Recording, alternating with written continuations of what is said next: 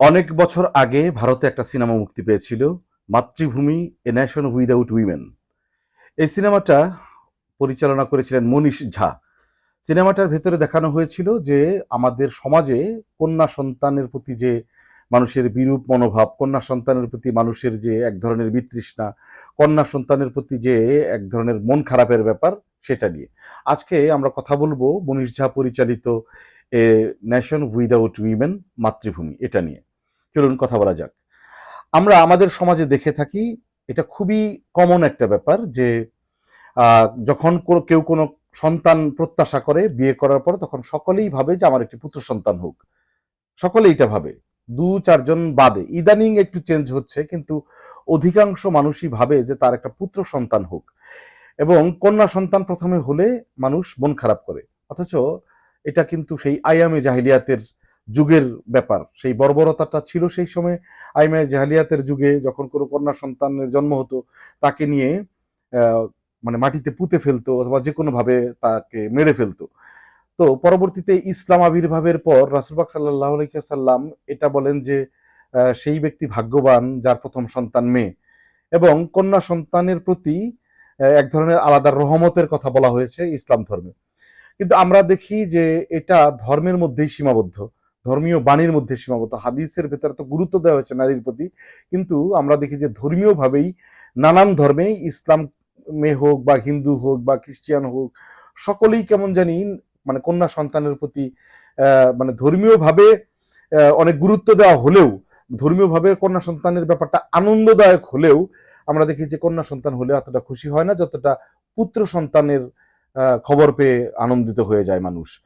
বিশেষ করে একটা পুত্র সন্তান যদি হয়, আরো একটা পুত্র সন্তান হলে কোনো ব্যাপার থাকে না, কিন্তু প্রথমে একটা কন্যা সন্তান হলে, দ্বিতীয়বার আর একটা কন্যা সন্তান হলে আমাদের বাবা মায়েদের বা আমাদের পরিবারের অন্যান্য যারা থাকে তাদের মধ্যে এক ধরনের মন খারাপের ব্যাপার তৈরি হয়।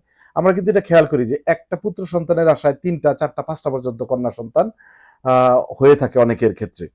তো বাংলাদেশের গ্রামাঞ্চলে একটা ব্যাপার আমি বলি, আমার মনে পড়ে যে যে সময় মানুষ শিক্ষিত ছিল না, সেই সময় যখন পুত্র সন্তানের আশায় কন্যা সন্তান আসতো, তারপরে আরেকটা কন্যা সন্তান আসতো, আরেকটা কন্যা সন্তান আসতো। আমাদের গ্রামাঞ্চলে কিছু কিছু মেয়ের নাম আন্না। আমরা হয়তো ভাবি যে আন্না একটা মনে হয় ভালো নাম। না, অর্থাৎ ৩টা বা ৪টা সন্তানের পর, কন্যা সন্তানের পর আরেকটা সন্তান যখন আসতো, তখন তারা নাম রাখতো আন্না, মানে আর না। এরকম কিন্তু ঘটনা গ্রামাঞ্চলে আছে বা ছিল এক সময়। তো এখনো আমরা দেখি যে যাদের সন্তান, পুত্র সন্তান হচ্ছে, খুব খুশি ডগবগ, কিন্তু কন্যা সন্তানের প্রতি এক ধরনের বৈরী আচরণ থাকেই। তো এই বিষয়টাকে নিয়ে প্রকাশ, সরি, এই তুল মনীষ ঝা একটা সিনেমা বানিয়েছিলেন। সেই সিনেমাটার নাম ছিল মাতৃভূমি, এ নেশন উইদাউট উইমেন। এটা আসলে সিনেমাটার ভেতরে দারুণ ব্যাপার ছিল যে যখন একটা ফ্যামিলিতে, এটা বিহারের গল্প, বিহারের একটা পরিবারের গল্প যেখানে একটা কন্যা সন্তান হয়। এবং যখন সন্তানটা হয়, সন্তান হচ্ছে, তখন ঢোল বাজানো শুরু করে, প্লেট প্লেট বাজাচ্ছে, আনন্দ সংবাদ যে একটা সন্তান পৃথিবীতে আসতেছে। তখন মানে মানে একটা পাতিল সীসা বা এরকম কিছু বাজাতে থাকে। তখন ভেতর থেকে যখন এসে বলে যে সন্তান হয়েছে, কিন্তু কন্যা সন্তান, তখন তাদের হাসি উচ্ছ্বাস সব ম্লান হয়ে যায়। এবং সেই সন্তানটাকে তারা একটা গরম দুধের মধ্যে ফেলে একটা উৎসবের মধ্যে মেরে ফেলে। এবং এরকম এটা হচ্ছে যে কমন দৃশ্য থাকে গ্রামের, যে কন্যা সন্তান হলেই মেরে ফেলে।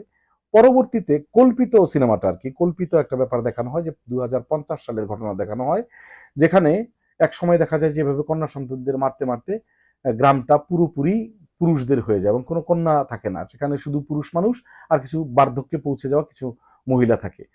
তখন যৌবনে পৌঁছানোর পর মেয়েদেরকে পাওয়ার জন্য বা একটা কন্যাকে পাওয়ার জন্য বা তাদের যে জৈবিক চাহিদা এটা চরিতার্থ করার জন্য তারা মেয়ের খোঁজ করতে থাকে।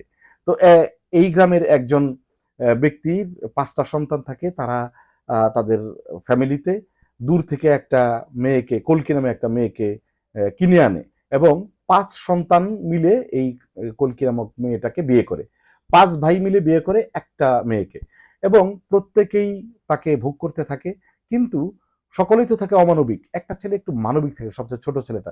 সেই ছেলেটার সাথে দৈহিক সম্পর্কের বাইরে একটা মানসিক একটা সম্পর্ক, একটা একটা প্রীতির সম্পর্ক, একটা মানে প্রেমের সম্পর্ক গড়ে ওঠে। তো এইটা আবার ওরা বাকি 4 জন টের পেয়ে এই ছোট সন্তানটাকে খুন করে ফেলে এবং পরবর্তীতে এক সময়ে দেখা যায় যে এই মেয়েটা প্রেগনেন্ট হয়েছে। প্রেগনেন্ট হওয়ার পরে তখন এদের মধ্যে পিতৃত্ব জেগে ওঠে। কে বাবা হবে?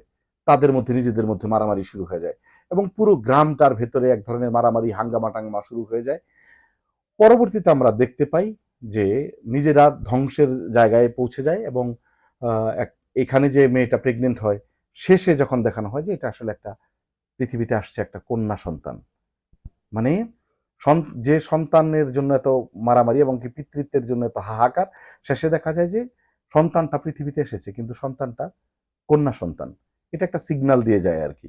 তো যা হোক, এই যে মনির শাহ পরিচালিত মাতৃভূমি এ নেশন উইদাউট উইমেন, এটা যে কল্পিত সিনেমা হলেও আমরা যেভাবে নারীদের প্রতি এক ধরনের মানে ঘৃণা থাকে এবং কন্যা সন্তানের প্রতি আমাদের যে এক ধরনের বিরূপ মনোভাব, এতে হয় কি যে একটা সময় যদি দেখা গেল যে আমরা কন্যাদের কাছ থেকে যদি বিমুখ হয়ে থাকি, পুরুষতান্ত্রিকতা যদি চলে আসে, তখন কি হবে ব্যাপারটা?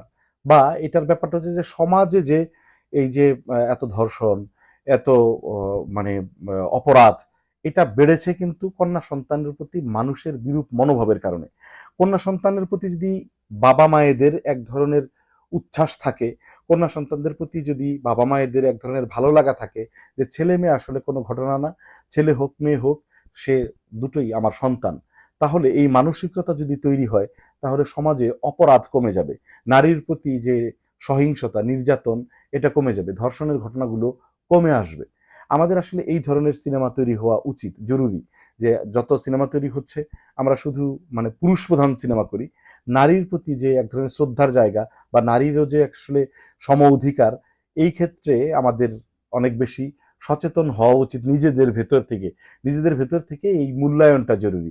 আমরা দেখি যে ধর্মীয়ভাবে মানে নারীদের প্রতি সম্মানটা দেয়া হয়েছে ধর্মীয় নির্দেশনায়, কিন্তু সমাজে নারীরা নিগৃহীত হয় কিন্তু এই ধর্মীয় গুরু যারা থাকে তারা বেশি নিগৃহীত করে থাকে বা তারা বেশি ছোট করে দেখে, ছোট করে কথা বলে, নানান ধরনের অশ্লীলভাবে তাদেরকে কটাক্ষ করে।